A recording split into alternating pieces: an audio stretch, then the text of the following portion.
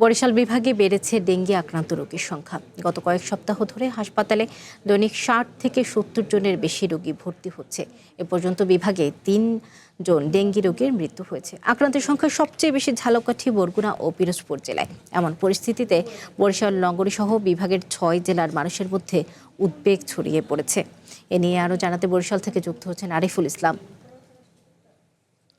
Ariful, dengue নিয়ন্ত্রণে city corporation ও স্বাস্থ্য বিভাগের পক্ষ থেকে কি কি পদক্ষেপ নেওয়া হয়েছে? ওখানে যারা চিকিৎসা নিতে এসছেন তারা কি ধরনের অসুবিধা ভোগ করছেন? তাদের কি সুচিকিৎসা নিশ্চিত করা হচ্ছে কিনা জানাবেন।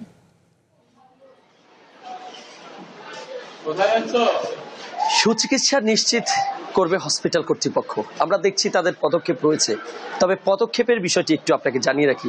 সিটি কর্পোরেশন আসলে সবসময় আমরা দেখি যে সরকারি যে সংস্থাগুলো এগুলো ম্যাক্সিমামই হচ্ছে যে গণমাধ্যম কর্মীদের উপরে নির্ভর করে, অর্থাৎ লোক দেখানো কিছু কাজ করে, কিন্তু আসলে ভিতরগতভাবে আমরা তার কোনো প্রতিফলন দেখি না।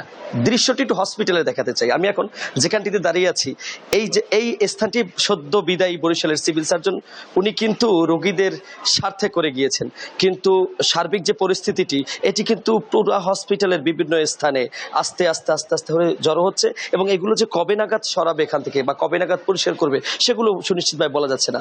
একটি মাত্র কারণ জনবল সংকট। এই যে একটি উদাহরণ সরকারি হাসপাতালগুলোর কিংবা সরকারি যে সংস্থাগুলোর, সেই উদাহরণটা কিন্তু আজকেও আমরা পেয়েছি। সিটি কর্পোরেশনের সাথে আমরা কথা বলেছিলাম, তারা বলছে 30টি ওয়ার্ডে পর্যাপ্ত পরিমাণ মশক নিধনের কার্যক্রম চলছে এবং সেখানে ফগার মেশিন, হ্যান্ড স্প্রে দেওয়া হচ্ছে।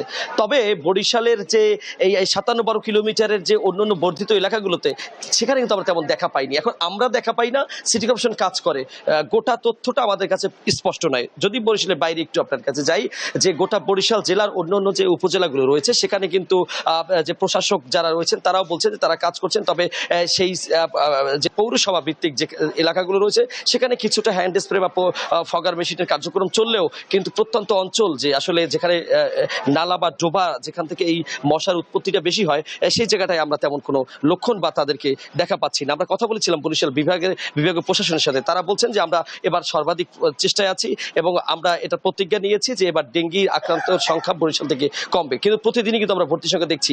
তথ্য আপনাকে জানিয়ে রাখি, গত 24 ঘন্টায় বরিশাল হাসপাতালগুলোতে ভর্তি রয়েছে 267 জন ডেঙ্গি আক্রান্ত হয়ে। এগুলো কিন্তু সরকারি হিসাব মতে, তবে বেসরকারি হিসাব এখন পর্যন্ত আমাদের কাছে নেই।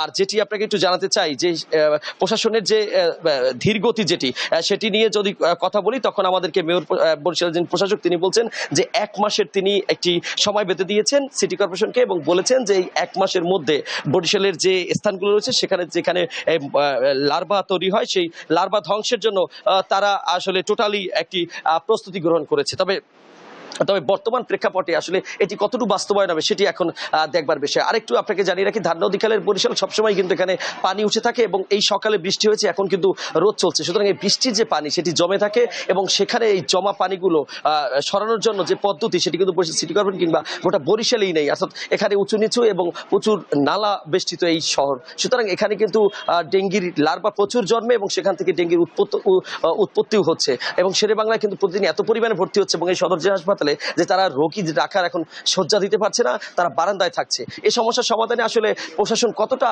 পদক্ষেপ গ্রহণ করবেন সেটি হয়তো বা ধীরে ধীরে আমরা দেখতে পারবো এবং আপনার মাধ্যমে ওয়ানের দর্শককে জানাতে পারবো। তো এই ছিল এখন পর্যন্ত আমার কাছে ডেঙ্গি তথ্য। আরিফুল, আপনাকে ধন্যবাদ। বরিশাল থেকে ডেঙ্গি রোগীদের চিকিৎসার বিষয়ে সর্বশেষ তথ্য শুনছিলাম।